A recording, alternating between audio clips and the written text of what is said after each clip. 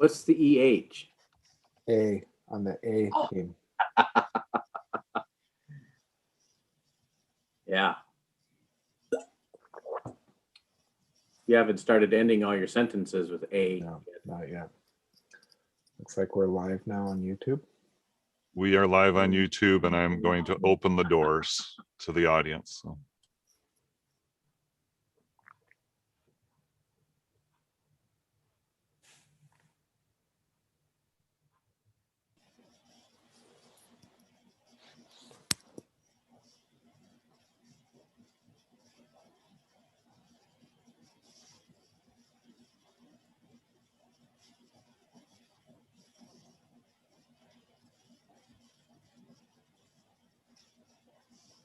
Welcome, everyone. I know we'll let a few more people in and we'll begin, but good afternoon. Thank you for coming today for the board briefing.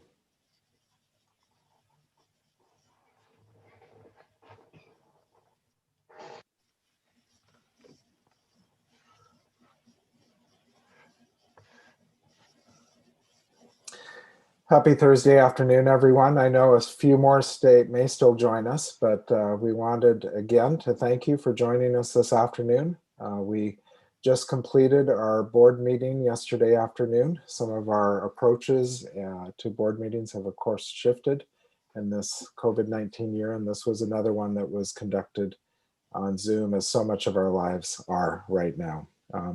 I'm going to say hello and goodbye at the moment. I'm going to introduce my colleague, Dr. Kristan Arthur, who will formally welcome us and pray for us.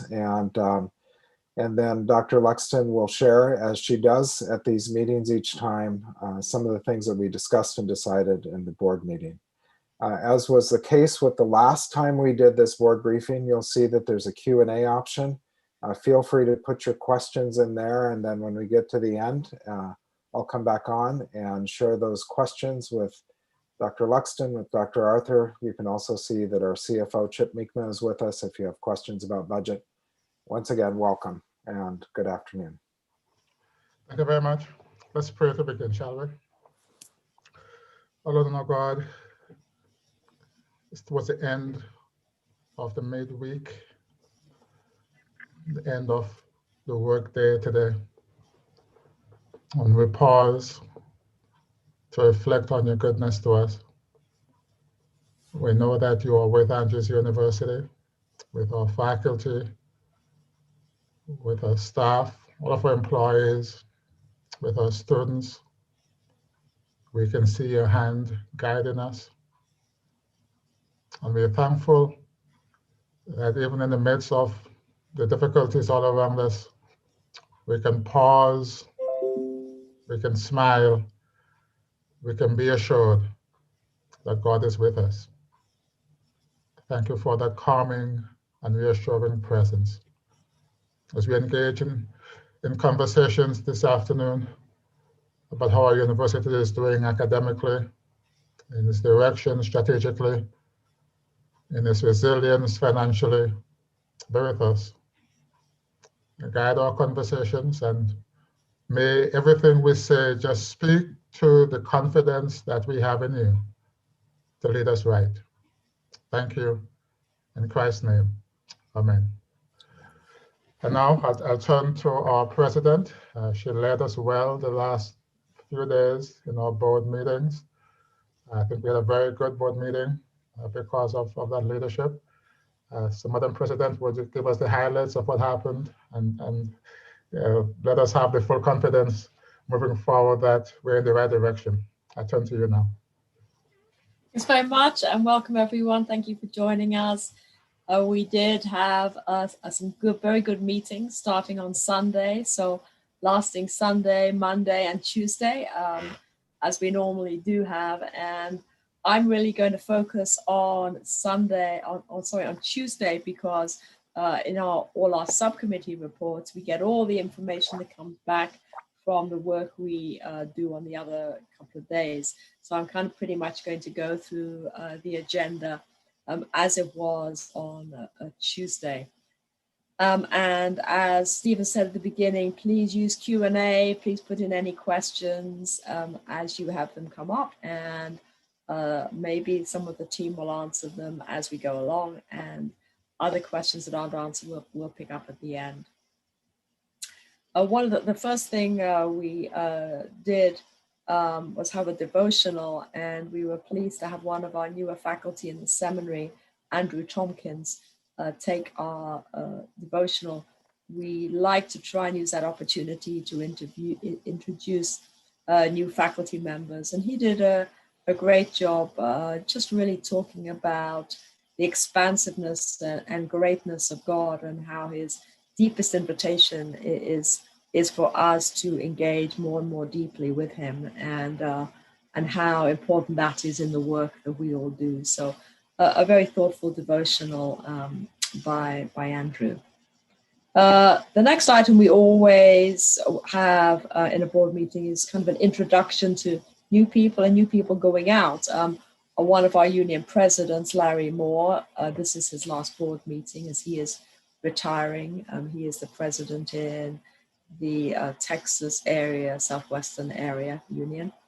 We then introduced 6 new board members, and at our last meeting, I mentioned that we had approved 5 new board members, lay members, and all of them, by the way, either alumni or had attended Andrews before. And we also have 1 new conference president in the Wisconsin conference. So all of those were introduced to the board members. We always then have a consent items. Consent items, as you know, are those that we don't actually discuss unless someone puts anything on the table for discussion. And this time that did not happen. It's the minutes. We look at new appointments. And we have a compliance report, which is really our once a year look, several pages of compliance documents, federal compliance, state compliance, any kind of compliance that we must have. And it's a report on how we are meeting the expectations of those groups. And we then had 1 resolution relating to our disability compensation guarantee. That's just something that is, again, enabling us to meet compliance in that area.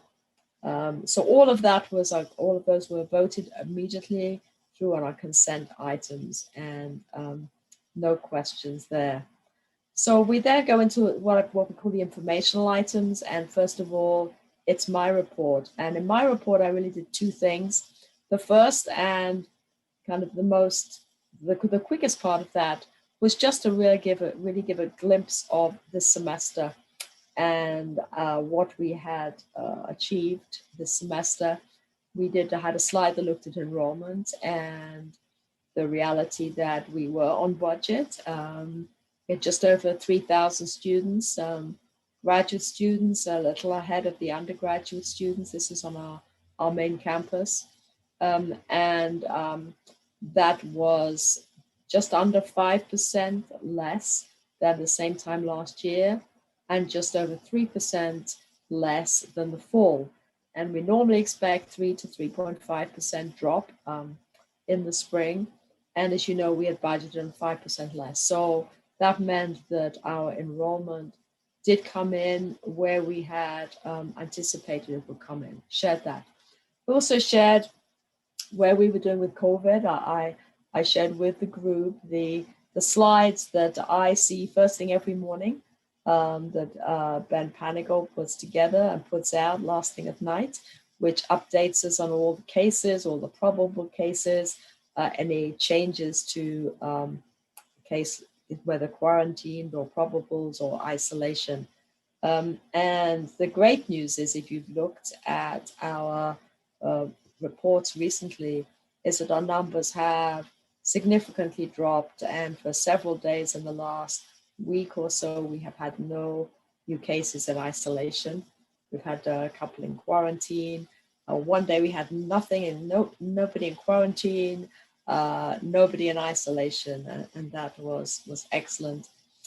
So we talked a little bit about that, and also our plans for the rest of this semester, our limited plans for graduation, and the fact that we are continuing really with with most of our protocols. We are going to continue to limit travel, particularly international, throughout the summer, and hopefully come to a slow return as things ease up. So that was that part of it. And through the chat, we could see that the committee as a whole were really pleased with how the campus had managed this, and really wanted to thank all of us, which includes all of you that are listening, for our management of this. In the question and answers after my report, I was asked by someone to elaborate a little bit more on how we had managed to keep the cases so low compared to other places. And really it has to do with, in our mind, the compulsory testing that we have done. You know, we had 40 positive cases from that first test. And that really helped us manage things now, as I say, down to the point where we really are down to very, very low numbers, or even zero some days. So that part was good. But the second part of my report focused on the future. And I shared with the board the Chronicle of Higher Education and the headlines in the last couple of months. And those headlines have really focused on the crisis year, the drops in enrollment, the challenges of the empty classroom, and basically the way forward. And the most recent one, which was looking forward, was talking about the fact that, yes, institutions will recover from what is happening, but basically only if they are taking strategic decisions now to recreate who they are from the point of view of flexibility and making sure that they are increasingly relevant to the communities that they serve, and that are showing social engagement and social awareness of the issues that are important to people. So I shared that, and then focused on the conversations we are now having in earnest across the campus. And those started with a conversation among our University Strategy and Policy Committee, which really focused on three elements. The first is access, making sure that as a campus we are accessible to as many individuals as possible. The second was mission coherence, how all of those different aspects of what are important to us, from our faith development to our focus on wellness to our focus on inclusion, diversity, all of those are seen as one unified mission that we're driving all in the same direction. And the third area was the area of resilience, our capacity to financially be resilient, to be resilient in the face of change. And how do we do all of that? So those are the three areas that we've begun to talk about on campus. Many of you may have already been hearing this from your vice presidents, from your deans, as we have tried to engage in this conversation of looking towards the future. I then kind of went through every person in cabinet. So that's financial administration, from the provost's office, covering all of the academic, through to human resources, through to the student life and faith development and diversity, and basically everybody. And each person I asked the question to give me the three areas that they feel most critical, that they are really debating and considering with their relevant teams. And I put those up, and to show how they really responded to those questions of access, mission coherence, and resilience, and how we are in a unified way exploring how we can move into the future by focusing on those, still keeping our mission solid, but being aware that some things will not return to normal. There will be a new normal, but that is no reason why we cannot thrive and grow in many positive ways. and that really was the thrust of my report. The second report was the provost report, and he really took a slice of what he presented from the academic side and the more general strategy. First of all, he looked at some of the things that have been happening in the academic area to make sure that despite all of the pressures that are on us, we have been able to move towards financial stability. And he showed the shifts in our ratios of students and faculty over the last few years, and how we had been trimming down on our programs in order to keep our costs down, and in order for us to do what he talked about as well, which was grow and look in new directions. And in that area of growth and new directions, he looked in two areas. One was what we've done this year with our bridge program that we have been running as a kind of experiment. We had 19 students come into it, students that normally we would not have maybe accepted because they had lower than traditional external ACT, SAT scores, and showing how so far of the 19 students, we have maintained 18. Their average GPAs have been about 3.5, and there really has been a high level of success. So we looked at that, and how maybe the fact that they were treated as a cohort is a good example of how we can move into the future, looking particularly at that transition year of our first year freshman students and how we can enable them to succeed. Dr. Arthur also looked at some of our new programs and the way we are moving forward in certain areas. We looked at the introduction next year to associate degrees, both in business and in architecture, and how those are being set up to encourage students who are eager to get into the workforce early, to look at a 2-year with the possibility of then a further 2-year to bachelor's and a year later to master's. So if you like a 2+2+1 approach.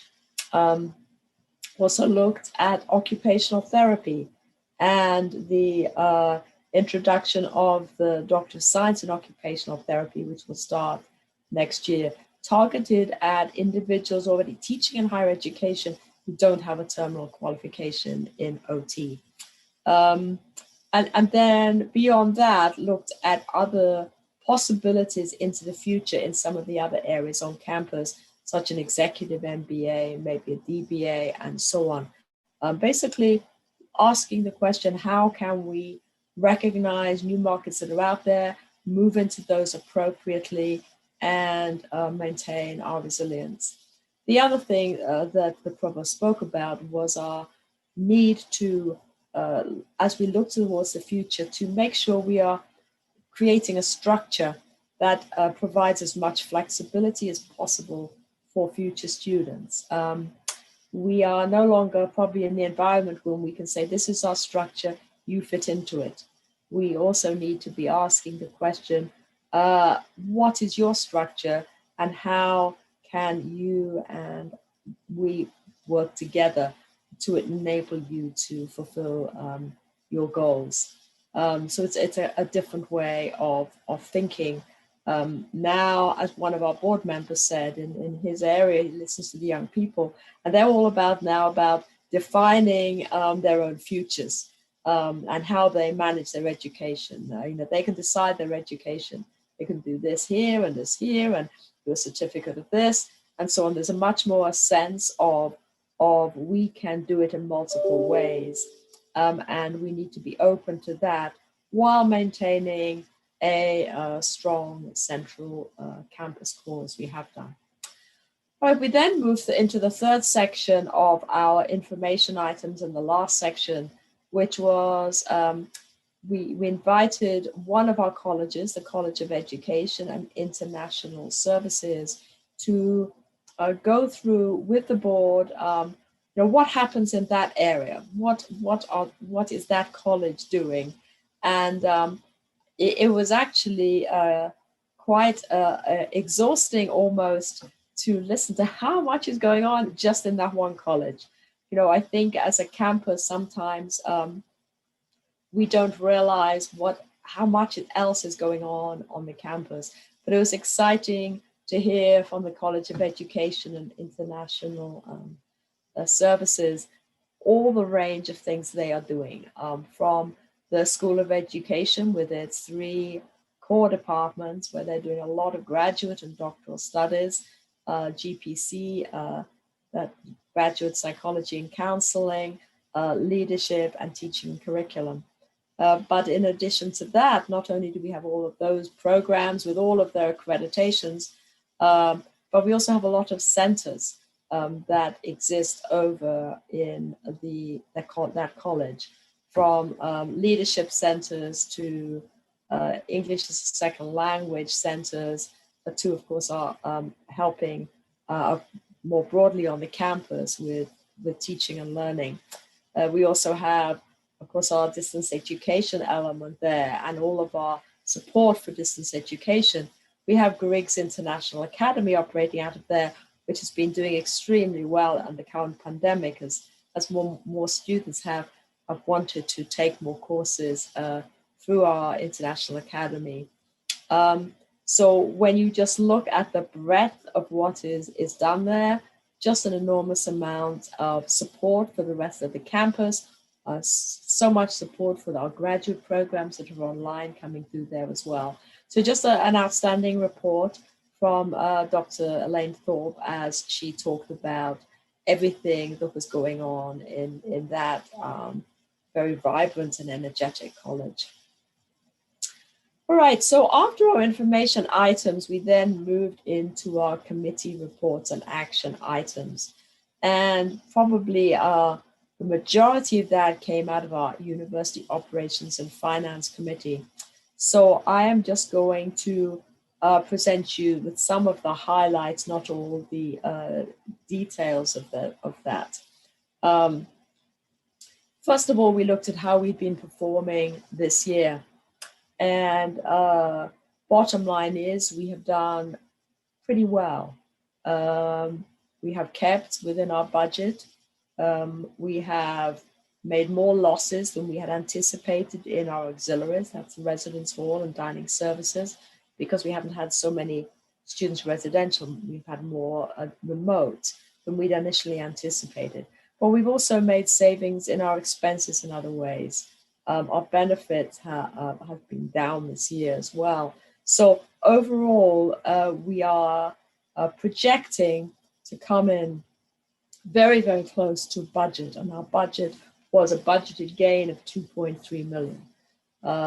Just to remind you that we're being asked to the board to come in with a budgeted gain each year of around 2.5 million. And that is in order to help our depleted cash, which has been a problem for 10, 15 plus years. And we are trying to build up that cash position by making gains. That has not been possible in recent years because of high medical, because of our losses we had in the dairy, and we've been beginning to stabilize. So the good news is that this year, we should be able to get very, very close to our budget. Of course, we were helped. We were helped by some stimulus money early on in the year. We were helped by $1 million of a gift that we received from one of our supporting organizations. All of that has kind of helped to give us what looks like a very good year. So the question then comes, what about next year? And we, through the Finance Committee, brought a recommendation to the board that instead of having our expected, our by policy 2.5 million gain, that for next academic year, we would only have a $1 million gain. The reason for asking that was that we don't know yet with COVID what we call the bounce back will be, or when that will come, or to what degree it will come. So that means that we have budgeted conservatively going into next year, budgeted 99% of this year's enrollment and 75% of 2 years ago residence hall numbers.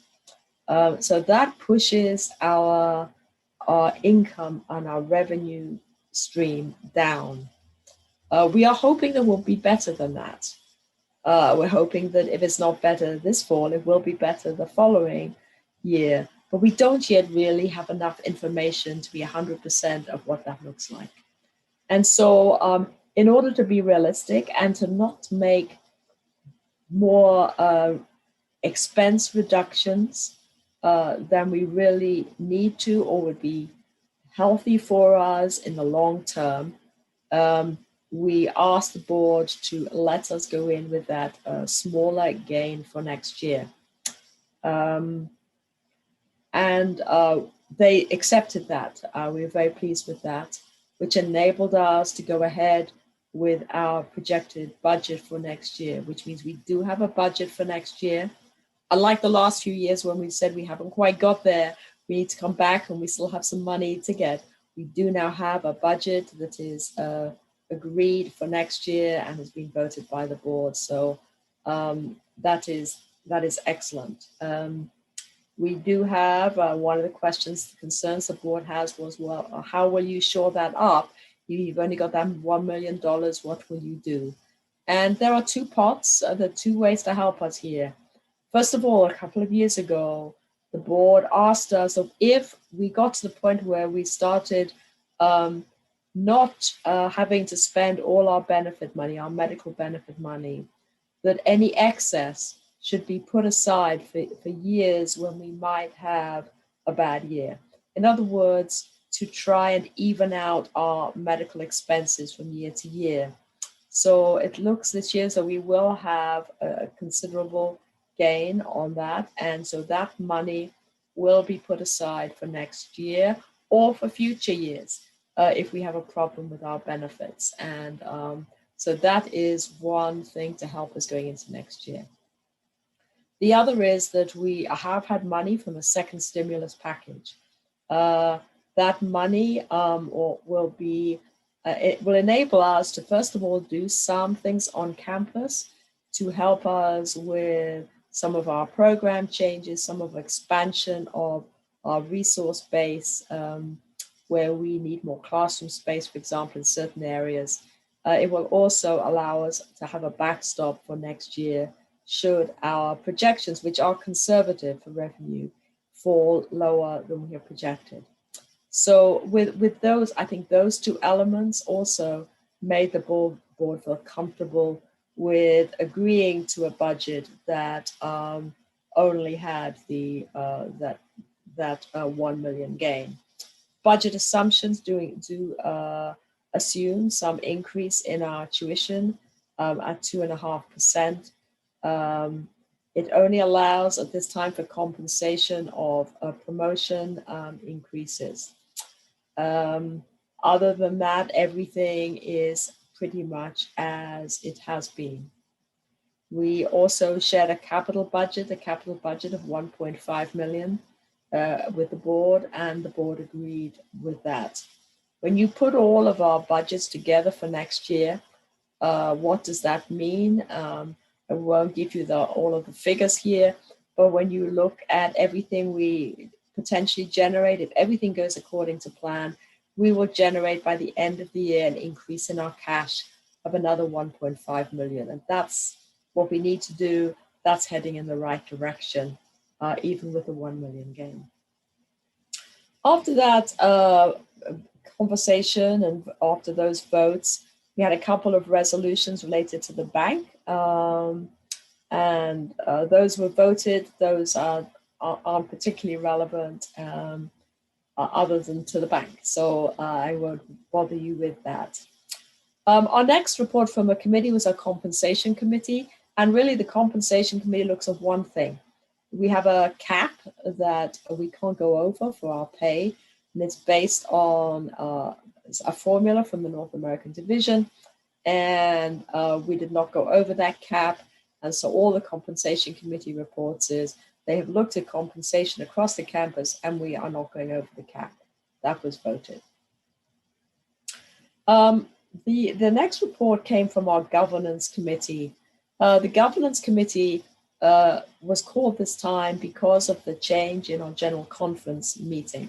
So as you know, the general conference session has been moved from, would have been this year, would have been last year, then it was going to be this year, and now it is next year. So our corporation meeting, which happens every 5 years and it nominates board members and so on, and hears reports, usually happens within 9 to 12 months of the general conference session. In our bylaws, because of that, in our bylaws, it says that the members of the corporation, and they're appointed by, some of them are appointed by faculty and by staff, some of them are by unions and conferences.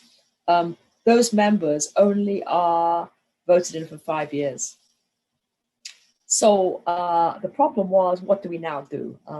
Do we move our corporation meeting in line with general conference, in which case we don't have any members left, voted members left. So we had to take some actions. So this is what we decided to do. We decided that we really needed to stay in concert with the general conference, because our board chair is always appointed after the general conference session, as are a number of our board members.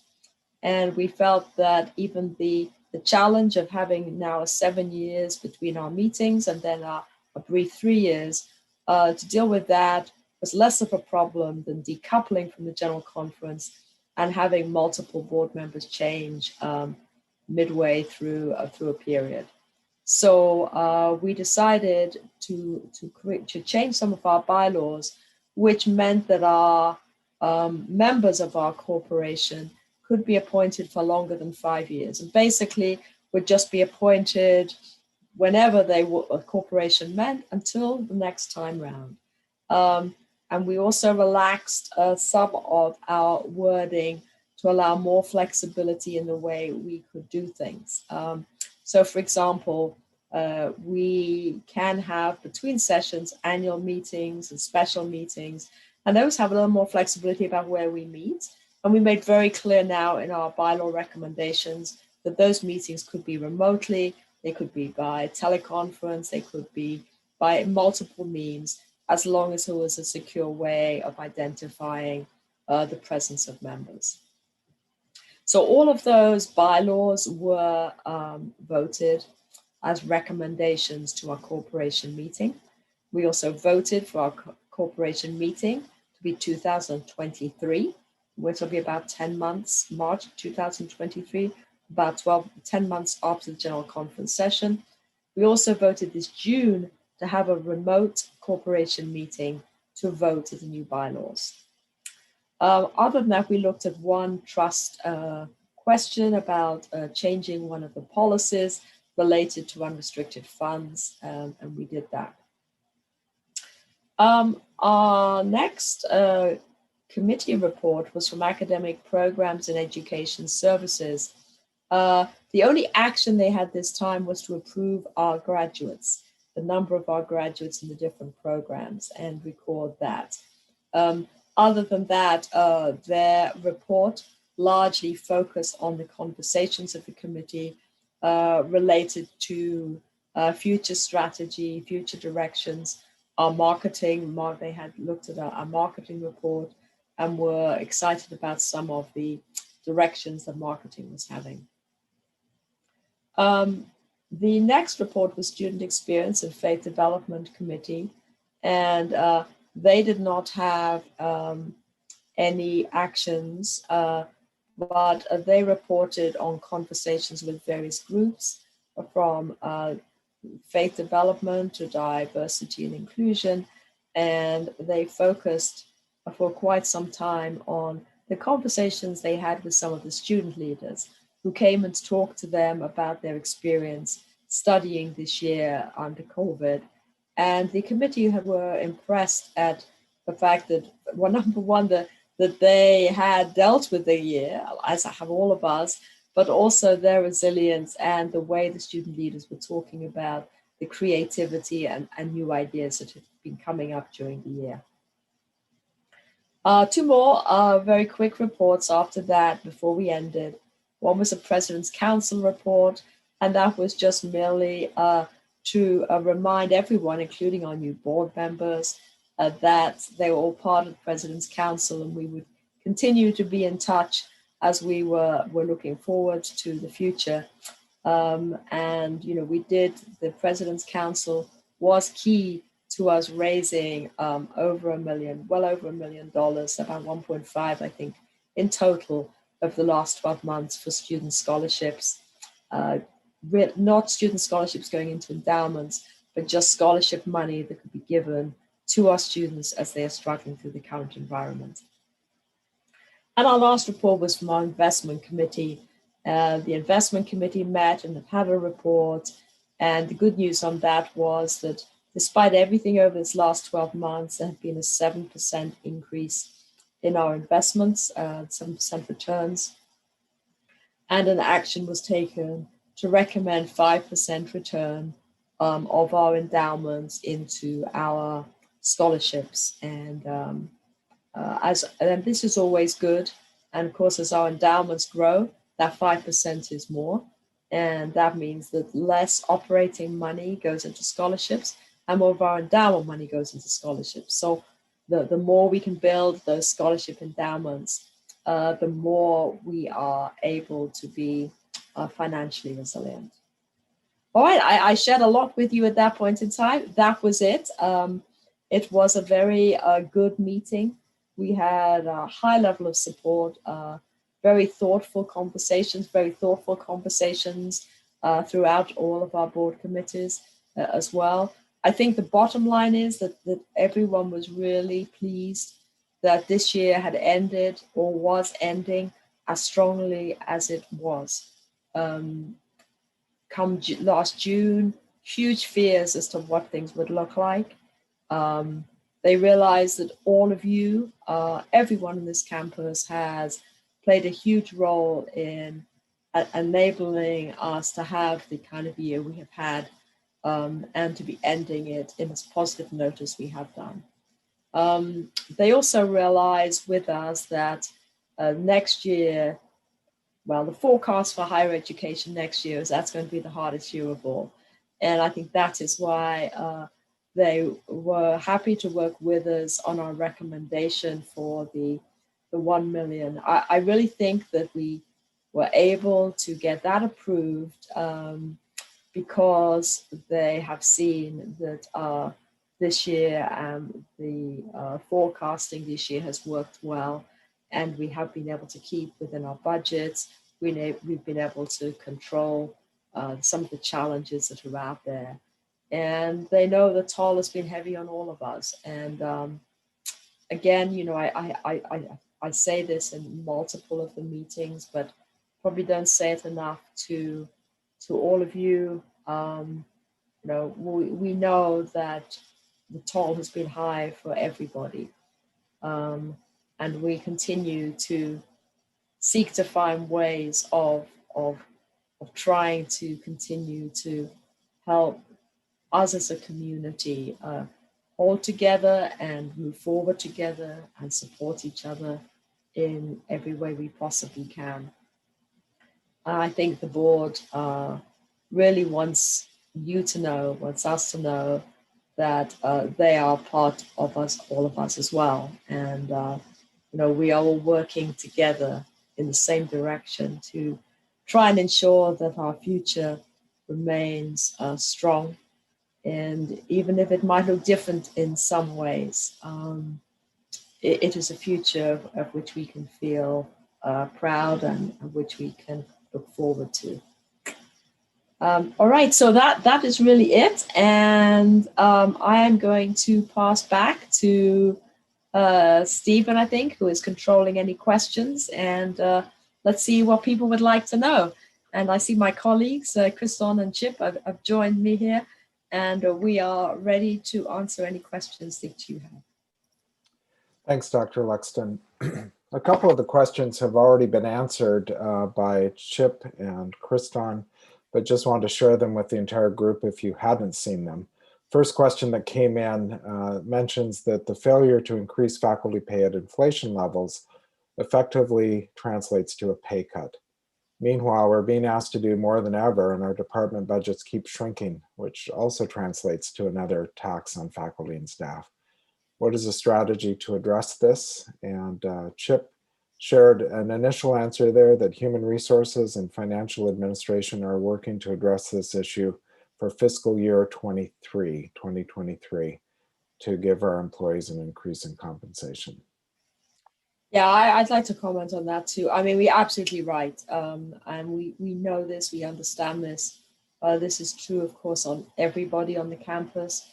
It's true of faculty, it's true of staff. Everyone is in that same situation as salaries hold steady. The real money in all of our pockets is less. And we are moving backwards. We understand that. We are obviously in the kind of environment where I wish it was different. We are seeking to find ways of making that different. But, as we shared with decreasing revenue, we have to still manage our bottom line. Otherwise, we will be in trouble. The forecast says in higher education says that up to a third of the smaller institutions, of which we would be one, will not survive over the next few years. And so what we are experiencing, and this pressure on faculty, on staff, on salaries, on trimming down workforces. This is nationwide. That's not to escape the reality that this is us and this hits us. But just so you know, we're conscious of it, we're aware of it, and we really are trying to find ways to make the situation better for all of us. Thank you, Dr. Luxton. Another question which has been answered initially by Dr. Arthur. Question is this: did the board inquire about our drop in U.S. News and World Report rankings for this next year? Was a strategy shared to make sure we protect our national university status? I think, as many know, Andrews is the only Adventist university ranked as a national university in those rankings. Dr. Arthur noted this wasn't an issue raised by the board, but he did note that we're working with Faculty Senate to understand and address this issue strategically. Yeah, and I think I would add here too that one of the challenges for us here is to really understand what has happened, because nothing among us, nothing that we're doing has changed. The drop was very quick, and so the weighting of the way they do some of these reports has got to have a lot to do with this, and I don't think we have totally understood yet what can be done and how we make that adjustment. It seems that the changes that they've done have really disadvantaged smaller campuses. The more they put on, the more of the percentage rating they put into peer reputation, the more they advantage the large institutions that naturally have the reputation because of their size and because they hire people just to research and put stuff out there. And so we need to understand more about what that means. But that probably is more important to us than really the governance group at this time. Mm-hmm. Thank you. Another question that's come in is talking about the change with employees moving or retiring. I know that we talked in the board meeting this week. This is not in the question, but we talked about some of the change in our employee counts. So the question is this: did the board receive succession plans since many of our Andrews University's employees are moved or have retired? Sorry, so a succession plan To for replace employees who have moved or right, retired. okay. So I think this is something that is being discussed at every in every college and under each vice president's area. So succession planning, I mean, are we replacing one for one? Probably not.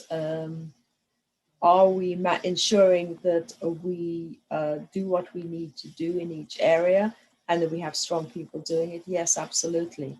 So in a lot of areas, you'd already realize that succession planning has been in place for some time. But certainly the whole frame of what we look like as an institution is probably has been changing for a number of years and probably will continue to change.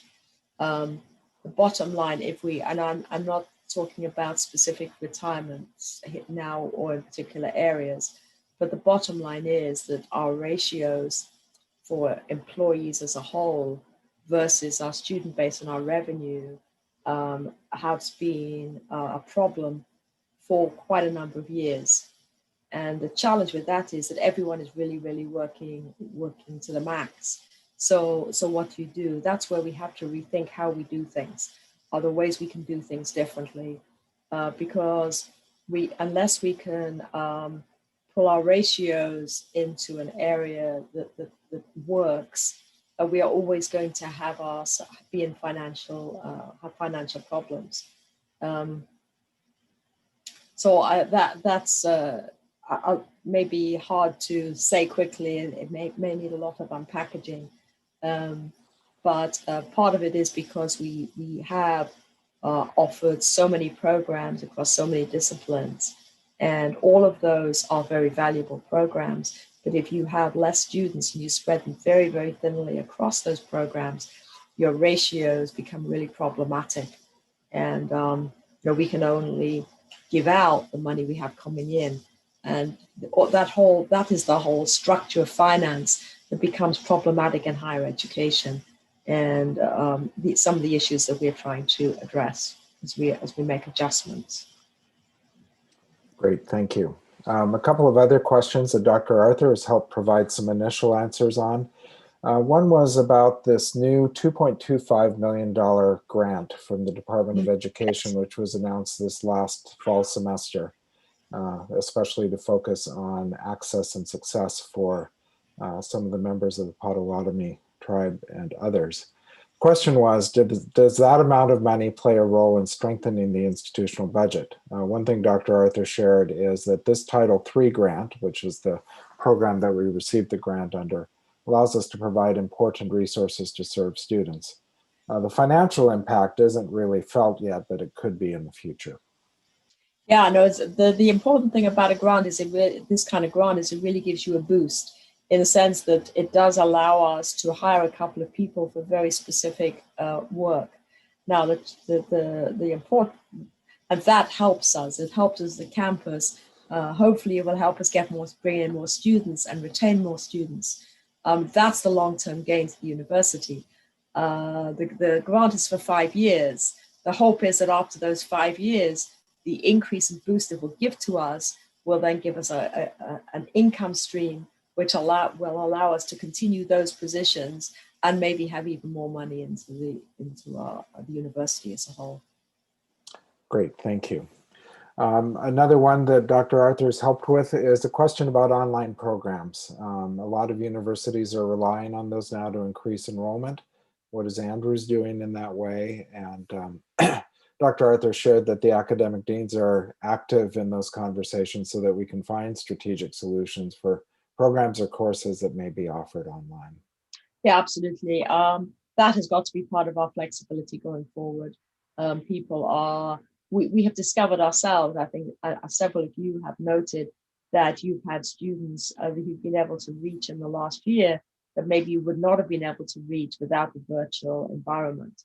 The conversations that we now have to have are, how do we frame our future so that we can leverage the greatest strengths we can have through remote and online learning, while also making sure we have the strong campus base, which is really, really an important thing to have too.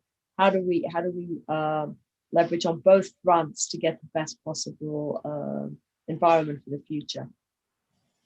Thank you. Another question, good question in here about tuition and the families who choose Andrews for their kids.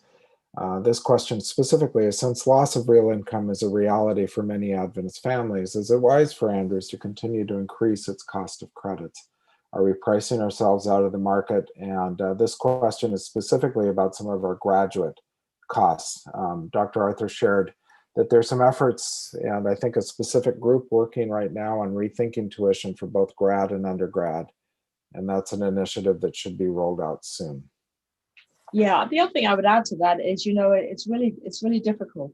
As you know, we got these discounts is a really strong conversation, and I'm talking about undergrad now for a moment, is a really big challenge across the country, because in a way there's been kind of almost like a discount war.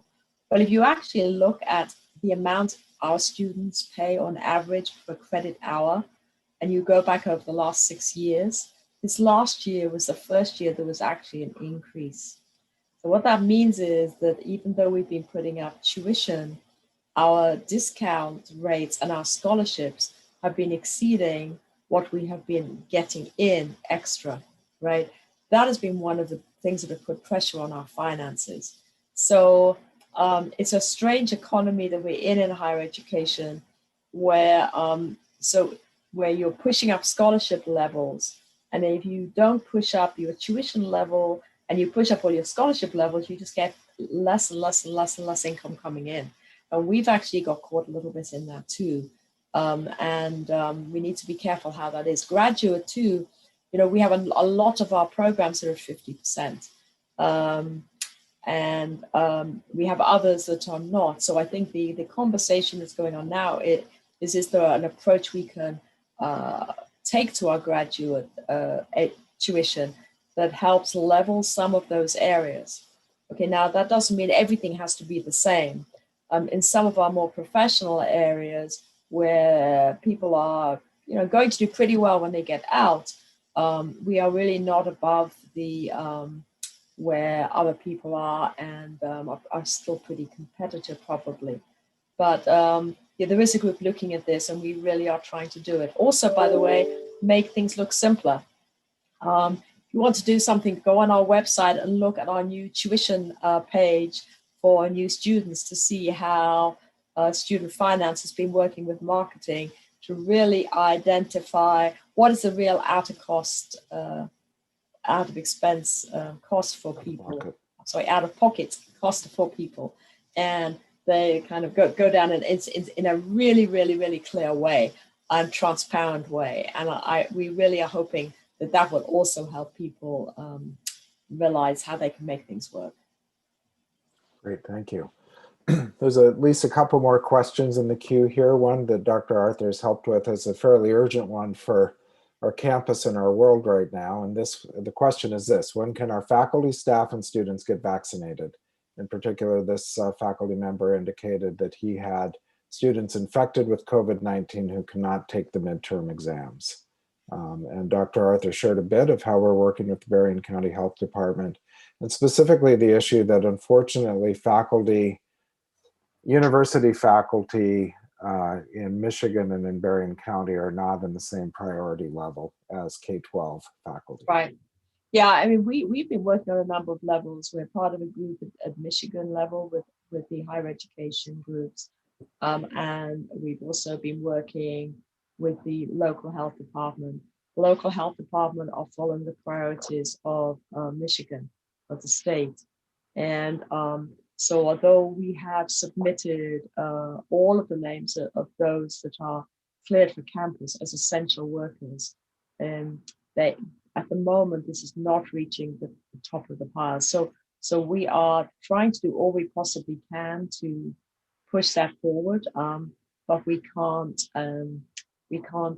force that. We can't do more than we are doing, I don't think, to do that. We have had some people vaccinated.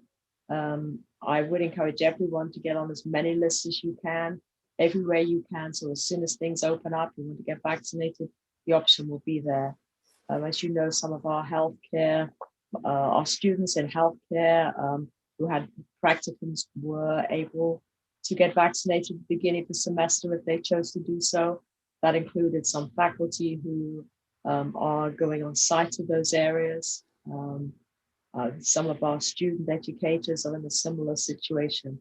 So it is slowly moving through the campus. Anyone over 65 should be able to get vaccinated now. And we're really hoping that things will open up a lot in the next little while. But we are trying to pressurize wherever we can to try and get things opened up for everybody. Great, thank you, Dr. Lexton. There's a couple questions right at the end that were somewhat more specific. Dr. Arthur has answered them. One was a question about adjunct. What is our commitment to adjunct professors, and what is an ideal percentage? That was relating to one department. And Dr. Arthur has suggested that the percentage that appears to be the case in that department is too high, and to explore that with their dean.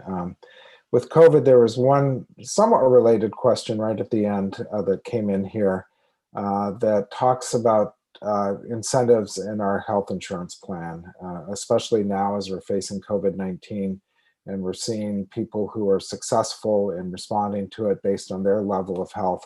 So it's just kind of a very general but specific question about how does Andrews, both in its health insurance plan and also in its mission and history, reinforce the health message of and traditions of our church. And that's a good question. I think that whoever wrote that, if you have specific ideas, I would push them through to HR. Our health plan goes through HR, and looking at other incentives and so on that way. We have to be careful, a little bit careful how we do that. And people on campus feel differently about how much you should incentivize based on certain criteria or certain things people do. But it is an ongoing conversation, and please feel free to, keep talking with us about that and what you think would be good and appropriate.